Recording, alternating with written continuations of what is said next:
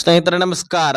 ಪಿಂಚಣಿ ಯೋಜನೆಯ ಫಲಾನುಭವಿಗಳಿಗೆ ಭರ್ಜರಿ ಗುಡ್ ನ್ಯೂಸ್. ಬಹಳಷ್ಟು ಫಲಾನುಭವಿಗಳು ಅಂದ್ರೆ ಹಿರಿಯ ನಾಗರಿಕರು, ಅಂಗವಿಕಲರು, ವಿಧವಾ ಮಹಿಳೆಯರು ಎಲ್ಲರೂ ಕೂಡ ಕಾಯ್ತಾನೆ ಇದ್ದಾರೆ ಪಿಂಚಣಿ ಯಾವಾಗ ಹೆಚ್ಚಳ ಆಗತ್ತೆ ಅಂತ. ಜೊತೆಗೆ ಫೆಬ್ರವರಿ ಆಗಿರಲಿ, ಮಾರ್ಚ್ ಆಗಿರಲಿ, ಏಪ್ರಿಲ್ ಆಗಿರಲಿ, ಮೇ ಆಗಿರಲಿ ಸರಿಯಾದ ದುಡ್ಡು ಬಂದಿಲ್ಲ ಯಾವ ಪಿಂಚಣಿದಾರರಿಗೂ ಕೂಡ. ಹಾಗಾದ್ರೆ ಯಾವ ಯಾವ ತಿಂಗಳ ಹಣವನ್ನ ಕ್ಲಿಯರ್ ಮಾಡಲಿಕ್ಕೆ ಸರ್ಕಾರ ಮುಂದಾಗಿದೆ, ಯಾವ ಯಾವ ತಿಂಗಳ ಹಣ ನಿಮ್ಮ ಅಕೌಂಟ್ಗಳಿಗೆ ಇನ್ನೂ ಕೂಡ ಬಂದಿಲ್ಲ, ಯಾವ ಕಂತುಗಳು ಬಂದಿದೆ, ಮತ್ತೆ ನಿಮಗೆ 4-5 ತಿಂಗಳಿನಿಂದ ದುಡ್ಡೇ ಬಂದಿಲ್ಲ ಅಂದ್ರೆ, ಸರ್ಕಾರ ದುಡ್ಡು ರಿಲೀಸ್ ಮಾಡಿರ್ತಕ್ಕಂತಹ ಕಂತುಗಳು ಕೂಡ ಬಂದಿಲ್ಲ ಅಂದ್ರೆ ನಿಮಗೆ ಇನ್ನು ಮುಂದೆ ಯಾವ ಕಂತುಗಳು ಕೂಡ ಜಮಾ ಆಗೋದಿಲ್ಲ. ಯಾಕಂದ್ರೆ ಸರ್ಕಾರ ಮತ್ತೊಂದು ಸಾರಿ ಪಿಂಚಣಿ ಯೋಜನೆಯಲ್ಲಿ ವೆರಿಫಿಕೇಶನ್ ಮಾಡಿ ಲಕ್ಷಾಂತರ ಫಲಾನುಭವಿಗಳನ್ನ ತೆಗೆದಾಕಿದೆ. ಕಾರಣ SIR ಪ್ರಕ್ರಿಯೆಯಲ್ಲಿ ಕೂಡ ಲಕ್ಷಾಂತರ ಫಲಾನುಭವಿಗಳು ಸಿಕ್ಕಿ ಬಿದ್ದಿದ್ದಾರೆ. ಯಾಕೆ ಸಿಕ್ಕಿಬಿದ್ದಿದ್ದಾರೆ, ಕಾರಣವೇನು, ಅವರನ್ನು ತೆಗೆದಾಕ್ಲಿಕ್ಕೆ ಮೇನ್ ಇಂಪಾರ್ಟೆಂಟ್ ಕಾರಣಗಳನ್ನು ಕೂಡ ತಿಳಿಸ್ಕೊಡ್ತೀನಿ. ಸೊ ತೀರಾ ಇಂಪಾರ್ಟೆಂಟ್ ಮಾಹಿತಿ. ನೀವು ಎಲಿಜಿಬಲ್ ಇದ್ರೂ ಸಹಿತ ನಿಮಗೆ ದುಡ್ಡು ಬರ್ತಾ ಇಲ್ಲ ಅಂದರೆ ಅದಕ್ಕೆ ಸೊಲ್ಯೂಷನ್ ಕೂಡ ಇದೆ, ಅದನ್ನು ಕೂಡ ನಾನು ಹೇಳ್ತೀನಿ. ಖುದ್ದಾಗಿ ಸರ್ಕಾರವೇ ಕೊಟ್ಟಿರ್ತಕ್ಕಂತಹ ಮಾಹಿತಿ ನಿಮ್ಮ ಮುಂದೆ ಇಡ್ತಾ ಇದ್ದೀನಿ. ಸೊ ನೀವು ಈ ವಿಡಿಯೋನ ಆದಷ್ಟು ಕೊನೆವರೆಗೂ ವಾಚ್ ಮಾಡಿ ಸ್ನೇಹಿತರೆ.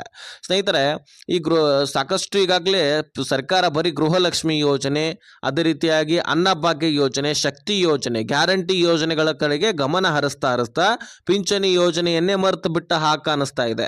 ಯಾಕಂದ್ರೆ ಸರಿಯಾದ ಸಮಯಕ್ಕೆ ದುಡ್ಡು ಹೋಗ್ತಾ ಇಲ್ಲ. ಗ್ಯಾರಂಟಿ ಯೋಜನೆಗಳು ಬಂದಾಗಿನಿಂದ ನೋಡ್ತಾ ಇದ್ದೀರಿ 2 ತಿಂಗಳು ಅಥವಾ 3 ತಿಂಗಳ ಪಿಂಚಣಿ ಪೆಂಡಿಂಗ್ ಉಳಿಸ್ತಾ ಇದ್ದಾರೆ. ಸರಿಯಾದ ಸಮಯಕ್ಕೆ ದುಡ್ಡು ಕೊಡ್ತಾ ಇಲ್ಲ ಅಂತ ಎಲ್ಲ ಪಿಂಚಣಿದಾರರ ಆಕ್ರೋಶಗಳು ಇಲ್ಲಿ ಉಂಟಾಗ್ತಾ ಇದೆ ಸ್ನೇಹಿತರೆ. ಹೌದು, ಆದರೆ ಸರ್ಕಾರ ಯಾವ ಕಂತುಗಳನ್ನು ಕೂಡ ಮಿಸ್ ಮಾಡಿಲ್ಲ. ಹೌದು, ಪಿಂಚಣಿ ಯೋಜನೆಯಲ್ಲಿ ಈಗಾಗಲೇ 2 ತಿಂಗಳ ಲೇಟ್ ಆಗಿರಬಹುದು, ತಡ ಆಗಿರಬಹುದು, ಆದರೆ ಕೊಡುವಂತಹ ಸಮಯ ತಡ ಆಗಿರಬಹುದು, ಆದರೆ ಯಾವ ಕಂತುಗಳನ್ನು ಕೂಡ ಯಾಮಾರಿಸಿಲ್ಲ. ಸರಿಯಾದ ಸಮಯಕ್ಕೆ ಮತ್ತೆ ನಿಮಗೆ ಕೊಡುವಂತಹ ವ್ಯವಸ್ಥೆಯನ್ನು ಸರ್ಕಾರ ಮಾಡಿದೆ.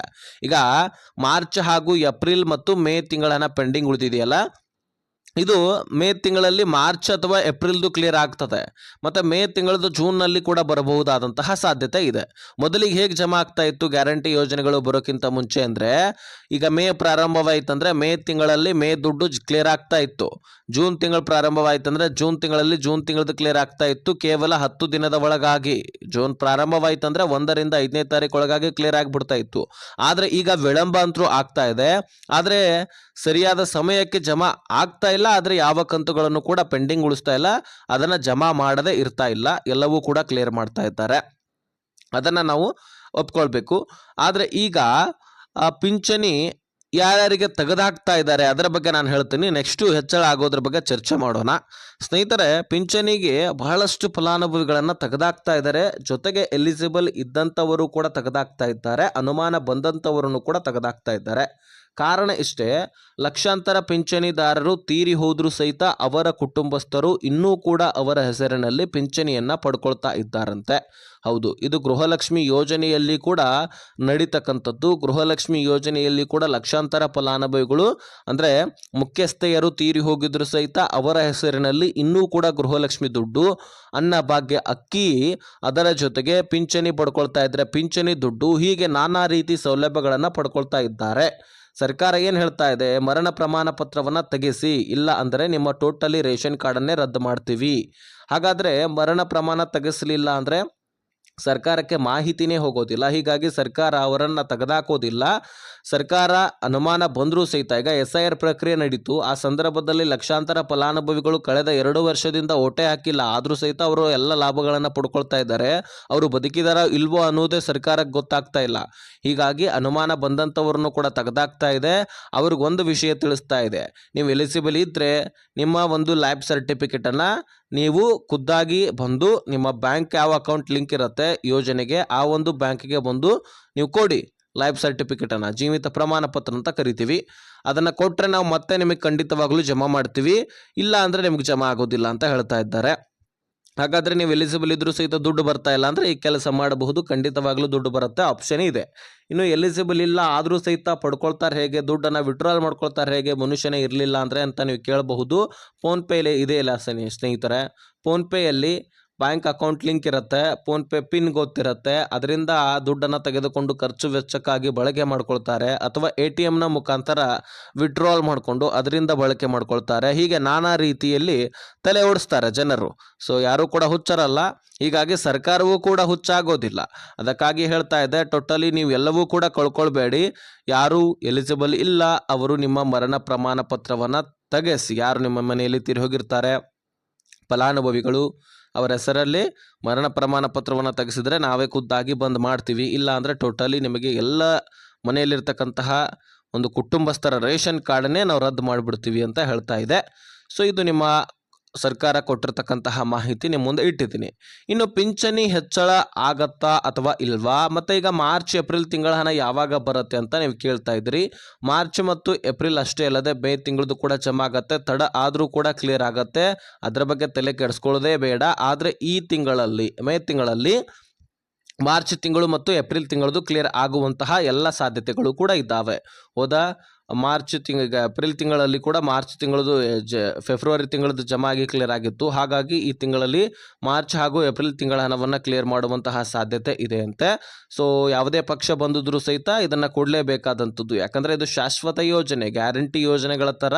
ಈಗ ಕಾಂಗ್ರೆಸ್ ಪಕ್ಷ ಹೋಯ್ತಪ್ಪ ಅಂದರೆ ಮುಂದಿನ ಸಾರಿ ಈ ಗ್ಯಾರಂಟಿ ಯೋಜನೆಗಳು ಕೂಡ ಹೋಗ್ತವೆ. ಯಾವ ಪಕ್ಷ ಬರುತ್ತೋ ಆ ಪಕ್ಷ ಏನು ಘೋಷಣೆ ಮಾಡಿರುತ್ತೋ ಅದನ್ನು ಆಡಳಿತಕ್ಕೆ ಜಾರಿ ತರುತ್ತೆ.